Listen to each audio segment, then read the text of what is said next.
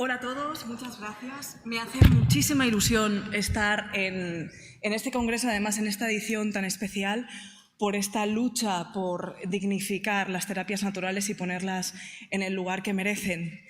Además, creo que esta lucha es algo que tenemos que hacer no solo por nosotros, sino es algo que tenemos que hacer por futuras generaciones y es algo que le debemos a nuestros predecesores, que tanto lucharon para que estas terapias estén bien vistas y tanto lucharon para dignificarlas. Yo tuve la suerte de conocer a Miquel Aguirre, médico de medicina china que formó la Sociedad de Acupuntores de Cataluña, y él tuvo que luchar mucho para que nadie le dijera ¿usted qué hace? ¿Medicina qué? Así que creo que también se lo debemos a ellos. Bueno, yo como psicóloga y médico de medicina china lo que hago es fusionarlo, porque además me parece fascinante el regalo que se hacen las dos disciplinas. Lo que he querido es evaluar la eficacia de la acupuntura, por un lado en el tratamiento del estrés y por otro lado en el tratamiento de la ansiedad, porque el estrés y la ansiedad son lo que yo más veo en consulta, ya sea un motivo directo o ya sea un motivo indirecto. De alguna manera siempre detrás hay algo de ansiedad o siempre detrás hay algo de estrés. Muy básicamente, para no hablar muchísimo sobre el estrés porque sería entrar en temas muy neurológicos, ¿qué es el estrés? El estrés es una reacción que tiene nuestro cerebro cuando detecta una amenaza y lo que hace es generar hormonas del estrés para que nosotros huyamos. Es decir, antiguamente, por ejemplo, cuando habían los mamuts, como un mamut nos podía comer, lo que hacíamos era huir de esos mamuts. Pues realmente el estrés es totalmente necesario. De hecho, sin estrés no habría vida.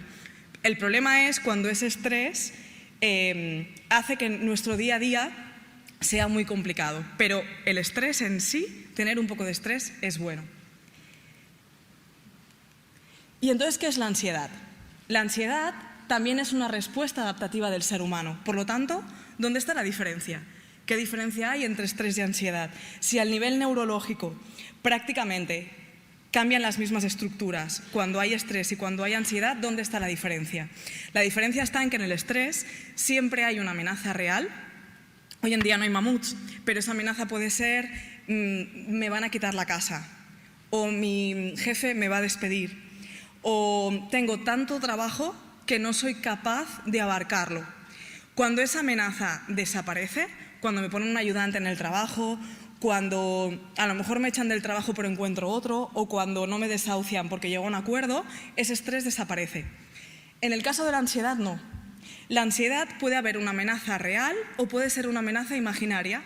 La persona vive con amenaza alguna situación de su vida. Sea como fuere, lo que tenemos que hacer es descubrir qué hay tras esa sensación de estrés y esa sensación de ansiedad para entender la historia que acompaña a eso y ayudar al paciente. ¿Qué he hecho? Lo que he hecho ha sido buscar en artículos en PubMed utilizando la palabra acupuntura y ansiedad y acupuntura y estrés. Al poner acupuntura y ansiedad, bueno, sí, lo he acotado, perdón, del año 2010 al 2018. Al poner la palabra acupuntura y ansiedad, salen 811 publicaciones y en acupuntura y estrés 779, pero en realidad no todas estas publicaciones están midiendo si la acupuntura funciona para el estrés o la acupuntura funciona para la ansiedad, sino que en estudios que a lo mejor se estaba buscando otra cosa, estaban midiendo el dolor en el hombro en pacientes, yo qué sé, que les han operado y están reanimando, ¿no? Están viendo cómo funciona. Ha salido la palabra ansiedad y acupuntura o la palabra estrés y acupuntura. Pero artículos científicos que vayan a investigar esto, hay como un 20% de estos, aproximadamente. Encontré este artículo, que es un review, ¿vale? Que es un artículo donde la metodología que llevaron fue una búsqueda bibliográfica exhaustiva en diferentes bases como PubMed, Embase, Biblioteca Cochrane, perdón. Y lo que hicieron fue que 3 revisores extrajeron los datos de forma independiente y evaluaron la metodología. A la conclusión que llegaron con este estudio es que la mayoría de las revisiones incluidas indicaron que el grupo de acupuntura fue más efectivo que el grupo de control en el tratamiento de la ansiedad, pero que la calidad metodológica del estudio fue baja, aunque sí que se demostró que la acupuntura funcionó. ¿Qué he hecho? He hecho algo. Ahora, vale.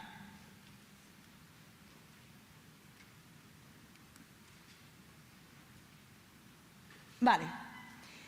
Este otro artículo que me encantó es un artículo donde se estudió los efectos de la acupuntura para tratar el dolor crónico, la depresión, la ansiedad y la fatiga en combatientes militares que regresan de conflictos bélicos. En Estados Unidos es donde más estudios se hacen de psicología. De hecho, todas las revistas donde se publican estos artículos son americanas, norteamericanas. Y la verdad es que investigan mucho sobre gente que va a conflictos bélicos, muchísimo. En este estudio lo que hicieron, un estudio digamos, del King Street, fue que a la conclusión que llegaron es que la acupuntura parece ser eficaz para los dolores de cabeza, para la ansiedad, para los trastornos del sueño, la depresión y el dolor crónico, aunque volvieron a llegar a la conclusión de que se necesitan más investigaciones seguras para que los estudios tengan mucha más muestra. Entonces, lo que hice a partir de aquí es buscar qué puntos eran los más eficaces según la medicina basado en la evidencia.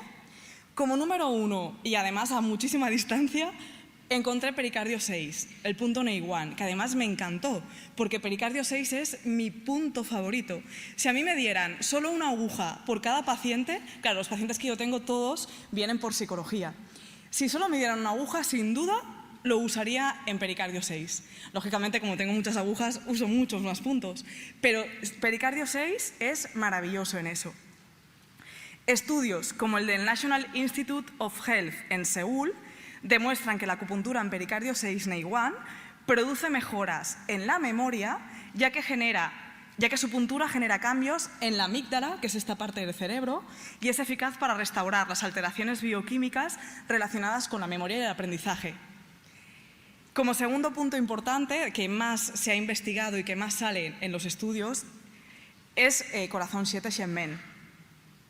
En Corea demostraron que la puntura en corazón 7 reduce significativamente el factor liberador de corticotropina y del neuropéptido en la amígdala en ratas adictas al tabaco durante la abstinencia de nicotina, por lo que redujeron significativamente el estrés y la ansiedad por no fumar. En este caso, corazón 7, en este estudio, lo punturaron junto a estómago 36, que es el siguiente punto que yo he encontrado en más estudios. Susan Lee, por ejemplo, en el hospital de Nanjing, en China, usaron electroacupuntura en estómago 36 y pericardio 6 en las respuestas al estrés de los pacientes sometidos a cirugía gastrointestinal. La conclusión del estudio es que estómago 36 y pericardio 6 pueden aliviar las respuestas al estrés y reducir el daño de la mucosa intestinal. Claro, ¿a qué conclusiones he llegado? Bueno, primero, que la acupuntura es eficaz para el tratamiento de la ansiedad y tratamiento del estrés. En mi experiencia, la verdad es que si solo tratamos el estrés y la ansiedad con acupuntura, sí que evidentemente mejoramos los síntomas de ese paciente, pero no solo se puede hacer con acupuntura. Es decir, yo me lo imagino como alguien que viene con una bolsa llena de ansiedad. Si tratamos con acupuntura, esa bolsa se va a vaciar. Pero si no vemos el por qué el paciente llena esa bolsa con ansiedad, volverá a venirnos al cabo de un tiempo con la bolsa otra vez llena de ansiedad. Por lo tanto, como aquí muchos ponentes están diciendo, es muy eficaz la acupuntura de una manera integrativa, con una buena psicoterapia, porque no solo vamos a tratar esos síntomas, sino que además vamos a hacer que el paciente entienda por qué tiene esa ansiedad, qué historia hay detrás, y le vamos a poder ayudar absolutamente de forma eficaz. Se necesitan más estudios, hay pocos estudios empíricos, los que hay son muy buenos. La buena noticia también es que encontré más estudios del año 2016 al 2018 que del 2010 al 2016. Significa que cada vez se están haciendo más estudios y se pone más énfasis en buscar esto. Hay una falta de rigor en los estudios clínicos que se han publicado porque son difíciles de llevar a cabo por la complejidad. Claro, la gran palabra de la medicina tradicional china es depende. Siempre que preguntamos, oye, ¿y en un ataque de viento frío qué puntos usamos? Depende, porque no tratamos enfermedades, tratamos enfermos, tratamos pacientes que tienen una enfermedad. En psicología es exactamente igual. En psicología 2 y 2 no son 4. Yo no trato a todos los pacientes del mismo modo, para nada. Tengo que entender qué hay detrás de ellos. Entonces, es muy difícil a veces hacer estos estudios teniendo en cuenta la subjetividad de cada paciente y teniendo en cuenta lo difícil que es, un poquito como decía Dolores antes en su ponencia, que no todo, la ciencia no lo puede demostrar todo y muchas veces es muy difícil hacer unos estudios muy rigurosos, pero hay que hacerlos porque tenemos que acotar y tenemos que demostrar que esto funciona porque funciona. Mi experiencia es que ante un paciente con ansiedad y con estrés, lo primero que hago es entender la historia que hay detrás, por qué esa persona ha llegado a tener esta ansiedad y este estrés en su vida. Además, adecuo el tratamiento de forma personal y sobre todo, lo que da el éxito en terapia en cualquiera, de verdad, ya seáis psicólogos, fisioterapeutas, quiromasajistas, hagáis shiatsu como mi amigo Pedro, lo que sea, da igual. Realmente, y eso sí que está demostrado científicamente desde la psicología constructivista, doctores como Luis Botella, como Neymeyer, como Olga Herrero, han demostrado que el 85% de la efectividad en terapia es el vínculo emocional terapeuta-paciente. Tenemos a personas delante, hay que cuidarlas, hay que mimarlas, hay que mirarle a los ojos y hay que hacerles reír. Yo les hago reír muchísimo. De hecho, mis pacientes siempre salen riendo y la gente me dice, ¿qué te pasa? Y yo hay que reír más. Y los puntos que más utilizo, por supuesto, tenemos pericardio 6, corazón 7 Shenmen, corazón 8 con intestino delgado 3, que es una fórmula que a mí me parece espectacular, REMAI, las 4 puertas, los puntos que todos conocemos. Pero me ha hecho mucha gracia porque además, eso que os digo, uno de los puntos que yo más utilizo, que es pericardio 6, es el que más estudios hay que demuestra que funciona. Y muchísimas gracias a todos.